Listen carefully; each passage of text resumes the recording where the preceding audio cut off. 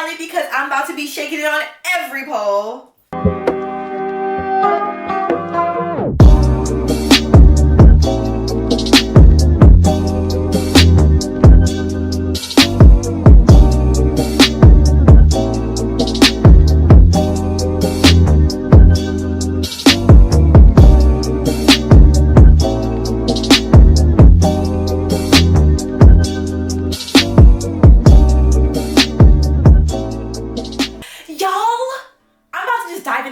Because you saw the intro and stuff, you get it, you know who I am. What's up?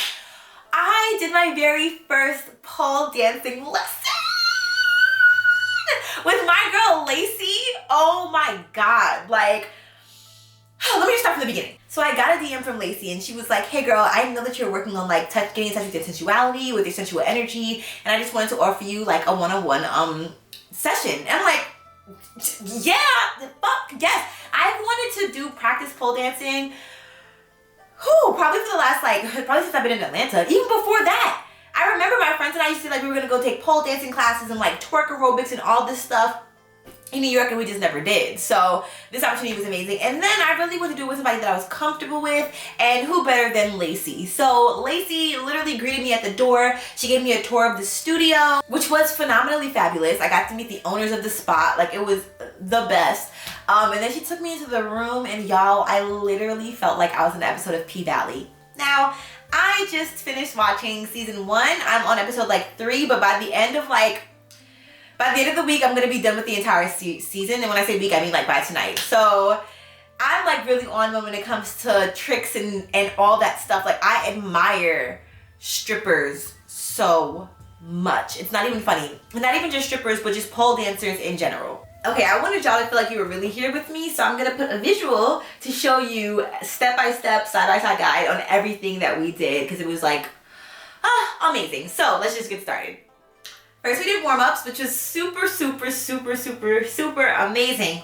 But your girl's stamina, yeah, it is not there. So we were doing the jumping jacks, so that was great. We did some crunches. That was it felt great. Don't get me wrong. It felt great till it didn't. And it's nothing wrong with the exercise we were doing. We had the perfect amount of everything. She didn't really go over, I want to say 50. I think the only thing we did 50 of was the squats. Everything else was 20 to 30, a set of maybe 1 or 2. It was great.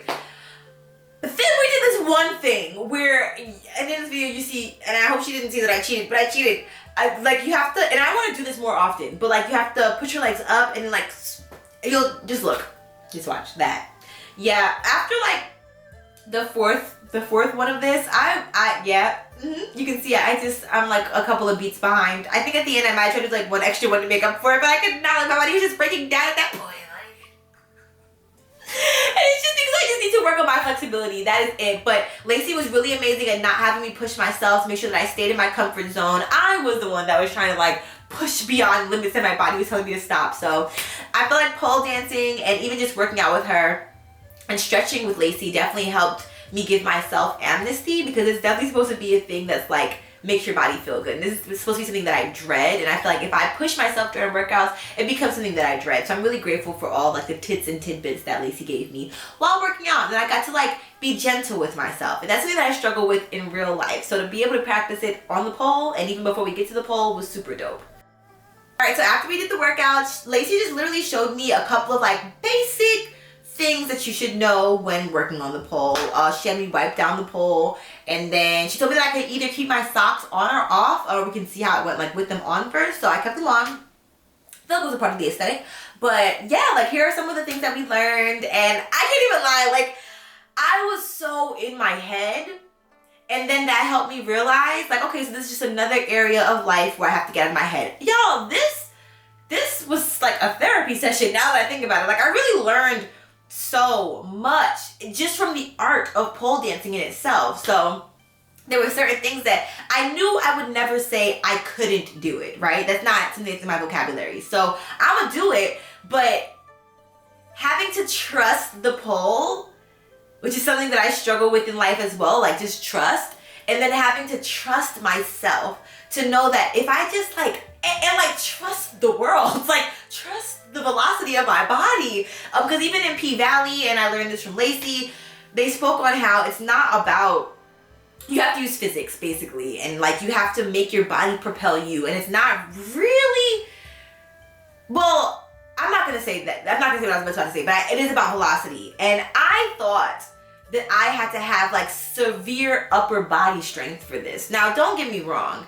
I don't care what anybody who does pole dancing says. Like, your upper body is on fleek if you are able to do certain things. But I will say that this just taught me, like, I always felt like out of every part of my body, my upper body was the part that like had the least amount of strength. And being on the pole taught me that that is not true. Like, I actually have a lot of freaking strength. I also think it's a lot of core work. But again, like, I am not a pole dancer professional. So if I'm speaking out of my ass right now, please feel free to comment to leave your comments and be like, girl, yes, you don't need upper body strength, or you do, or whatever the case may be. Because I want to learn. So yeah. But from my experience, I felt like I needed upper body strength, but not as much as I thought that I did, because Lacey taught me about the velocity and being able to move my body in a certain way, and then that literally helped propel me, as opposed to me having to do a lot of manual work, which was excellent. So that's what you see over here, is me just literally practicing, trying to get out of my head and just do. Because there'd be times where I just see her just going around the pole, and I'm just like, why am I still on the ground right now? Like, oh, it's because I didn't lift my feet up yet. Got it. Like, that has to happen. So definitely a lot of self-trust. Definitely learned a lot of self-trust, which is something that I need to learn in general anyway. So again, super grateful for Lacey for that. Now let's get into the routine. So here's where we start learning the routine, and now let's get into this routine. Y'all, Lacey had me feeling so sexy. Like, her it seems like her goal was to help me get in touch with my sensual confidence and with my sexual confidence, and I can 1000% say that she definitely achieved that goal. Like, I felt I left there feeling like I looked so sexy, feeling so sexy. And we even had a conversation about being sexy and what sexiness is, and I'll share that at the end. But this is a little sneak peek of what we worked on with our routine. I'm not gonna show you everything just yet. Actually, you'll be able to find the full routine on my TikTok. Yep, you'll be able to see it on my TikTok, and probably my Instagram too. So you can just head there. My TikTok's I Love Atia, and my Instagram is Love Atia. But yes, this is me. This is Lacey doing the damn thing. Oh, I love us. At the end, we literally just like kikied and talked about how, you know, I really used to think that sexiness was supposed to look a certain way, and it's supposed to be a certain kind of like be proposed in a certain type of way. For instance, like, I had this friend who I felt like was always really super in tune with her sensuality, so she knew how to do like flirty eyes and stuff like that, and I don't quite feel like when I do it, like, okay, if I'm intentionally doing flirty eyes, like, hold on, let's try it. Like, was that sexy?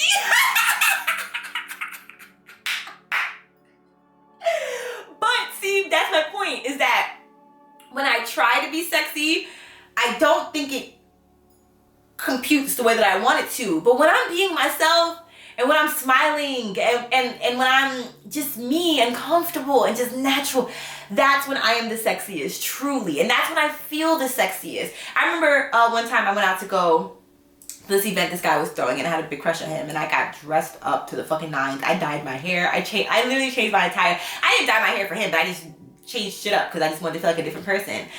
I got there and had such imposter syndrome. I was like, who am I?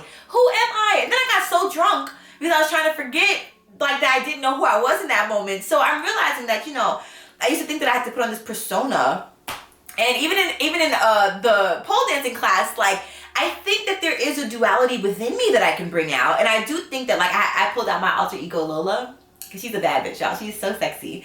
And I think that she's like more so, it's not who Lola is in my mind, but it's what the energy of Lola brings out of me, which is, I think, a confidence. And I think that confidence is what really makes me feel sexy. So bottom line is, confidence is sexy. It doesn't matter if you're looking people up and down, if you're licking your lips, if you're twerking. It doesn't matter what you're doing, as long as you're confident while you're doing it, then somebody's gonna fall in love with it. Even if that somebody is just you, that is literally enough. Like, literally just you loving it and just you loving yourself is enough. So 10 out of 10 recommend if you are trying to heal from trauma, like, oh, being able to just find that strength within me to not only be so vulnerable while moving around and dancing and being so sexy, but just releasing this, like, this energy that I feel like I had in my body of like feeling like my trauma took away some of my sex appeal and took away some of my sexiness and definitely took away my sexual confidence. So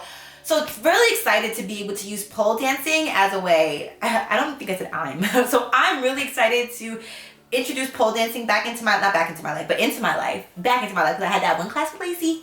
Back into my life because I feel like I'm on a roll with my sexual confidence, and I feel like my class with Lacey is definitely one of the driving forces behind how confident I feel within myself and how sexy I feel right now. So shout outs to Lacey. Seriously, y'all, you need to book a private session with her. She also has these courses that she does. Like I think she's doing a lap dance course now. So yeah, definitely an amazing instructor. Like I couldn't have asked for anybody else to have been my first pole dancing instructor. She gave me so many positive affirmations. Like I felt like I was floating when I left. Like seriously, her energy is just so warm and she's so knowledgeable and so passionate about the work that she does, and I really appreciate that. So definitely check her out. Her Instagram is Lacey Poles, and I will put her information below as well in the description. So yes, that is my pole dancing experience. I had such a blast. Like I said, my confidence was on fleek. I felt so comfortable. She even turned the lighting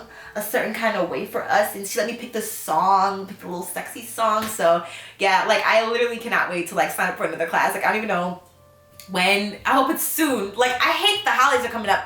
I'm not even gonna go on a holiday rant. Long story short, I'm really excited to join one of her other classes, and I can't wait. So yes, check out Lacey Poles on Instagram. Thank y'all for tuning in. Don't forget to check out Love Atia Experience, which is my podcast, which is streaming on all podcast platforms every other Sunday. You can head to my TikToks, I Love Atia for the sexual content and Love Atia for the animal activism content. And then I have 2 Instagrams now. So one is Love Atia, and then I Love Atia with 2 A's in my backup until I get that other page from whoever's trying to be I Love Atia.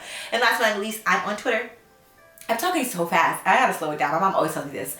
I'm on Twitter, and my Twitter name is I Love Atia. And I love y'all. Have an amazing, amazing, amazing, amazing, amazing day. And did I say give yourself a hug for me already? I don't know. If I did, do it again. Give yourself a hug for me, and be kind to yourself, and be kind to animals. Love you.